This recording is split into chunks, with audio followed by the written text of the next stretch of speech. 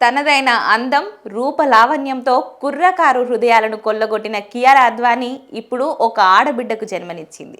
సిద్ధార్థ్ మల్హోత్రా, కియారా అద్వానీ దంపతులు తల్లిదండ్రులయ్యారు. మంగళవారం సాయంత్రం గుర్గావ్లోని హెచ్ఎన్ రిలయన్స్ ఆసుపత్రిలో తమ మొదటి బిడ్డ ఆడ శిశువును స్వాగతించారు. తల్లి, బిడ్డ క్షేమంగా ఉన్నారని తెలిపారు.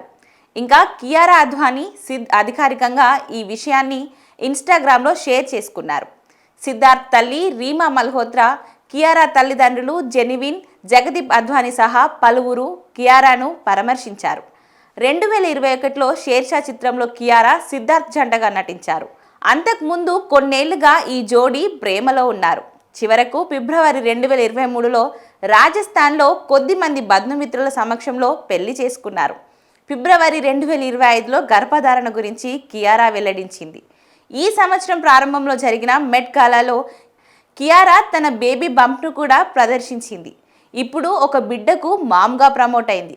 కెరియర్ మ్యాటర్కి వస్తే హృతిక్ రోషన్, ఎన్టీఆర్ ప్రధాన పాత్రలో నటించిన వార్ 2లో కియారా హీరోయిన్గా నటించిన సంగతి తెలిసిందే.